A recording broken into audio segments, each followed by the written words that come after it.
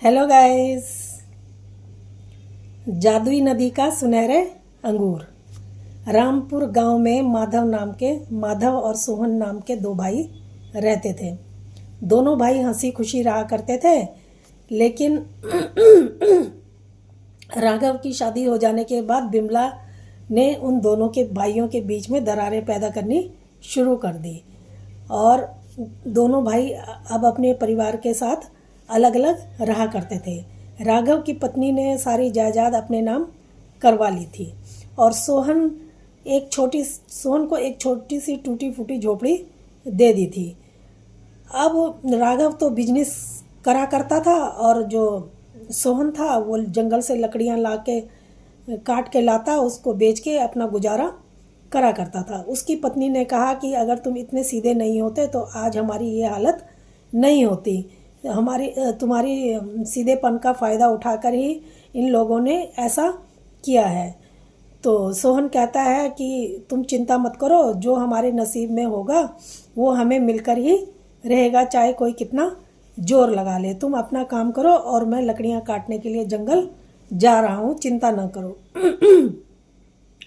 अब वो जंगल की तरफ लकड़ी काटने जाता है तो वहाँ पर जो एक नदी पड़ती थी, जो नदी पार तो कोई करता नहीं था, तो दूसरे रास्ते से ही, जहाँ नदी नहीं पड़ती थी उस रास्ते से लोग जंगल की तरफ जाया करते थे। तो सोहन भी ऐसे ही दूसरे रास्ते से जा रहा था, तभी रास्ता किसी वजह से बंद होने की वजह से वो नदी की तरफ आता है और नदी के रास्ते ही जाने की सोचता है। जब वो वहाँ पर आता है तो उसे किसी के रोने चिल्लाने की आवाज़ आती है कि बचाओ बचाओ। वो देखता है और उस आवाज़ की तरफ जाता है तो एक बूढ़ी औरत नदी में डूब रही थी। वो उसको बचाने के लिए जाता है और उसको बचा के किनारे पर ले आता है। तभी नदी जो होती है वो एकदम सूख जाती है। उसकी जगह एक हरा भरा बगीचा, सुंदर बगीचा बन जाता है और उसमें गोल्ड कलर के अंगूर लग जाते हैं।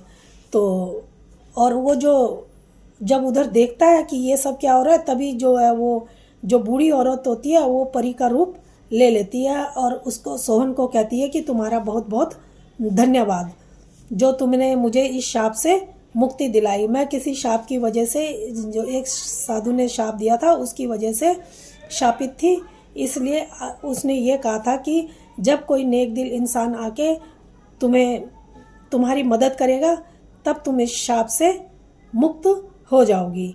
मैं काफ़ी बरसों से ऐसे ही थी, लेकिन तुमने आके मुझे शाप से मुक्त कर दिया और मैं बहुत खुश हूँ। अब वो उसको मैं तुम्हें कुछ देना चाहती हूँ। अब वो उसको लेके अपने जो जादुई उनका महल होता है उसकी तरफ लेके जाती है। जब वहाँ लेके जाती है तो परी की माँ एक निकल के आती है और अपनी बेटी को देख के बहुत खुश होती है। और बेटी जब अपनी माँ को बताती है कि इनकी वजह से मैं शाप से मुक्त हो गई हूँ, तो उसको भी माँ बहुत धन्यवाद देती है सोहन को और कहती है कि बेटा तुम्हारी वजह से आज मेरी बेटी की जान बच गई, ये तो नहीं तो हम तो उम्मीद ही खो चुके थे।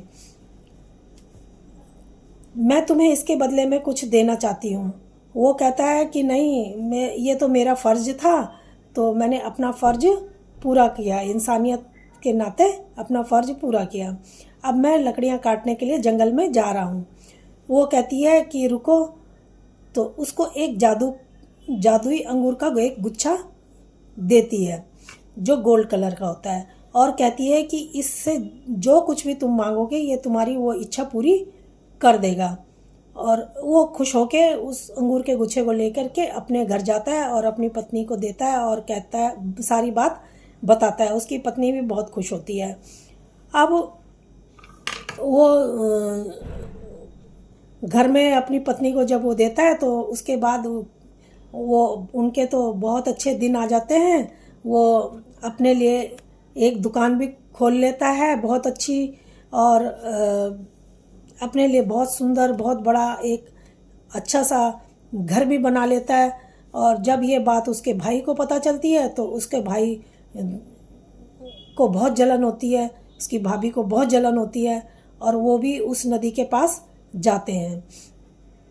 नदी के पास जाते हैं तो वो जो भाभी होती है वो अपने पति को कहती है कि मेरे को नदी में हल्के से धक्का देना, और मैं डूबने का नाटक करूँगी तो और तुम मेरे को फिर बचाने के लिए आना। तो वो कहता है ठीक है। तो जब वो वहाँ पहुँचते हैं तो वो अपनी पत्नी को नदी में धक्का देता है, और धक्का देता है तो वो नदी में गिरती है और डूबने लगती है। जब डूबने लगती है थोड़ी देर में वो बचाओ बचाओ बचाओ बचाओ करने लगती है कि मैं सच में डूब रही हूँ, मुझे बचाओ। तो वो पति होता है वो भी उसमें छलांग लगा देता है। उसको भी तैरना नहीं आता था, लेकिन उसमें जब छलांग लगाता है तो दोनों पति पत्नी एक साथ उस नदी में डूब के मर जाते हैं। और इस तरीके से उनको उनके लालच का फल मिल जाता है। तो दोस्तों, आपको ये कहानी कैसी लगी? अगर अच्छी लगी हो तो प्लीज़ लाइक और सब्सक्राइब जरूर करें। धन्यवाद।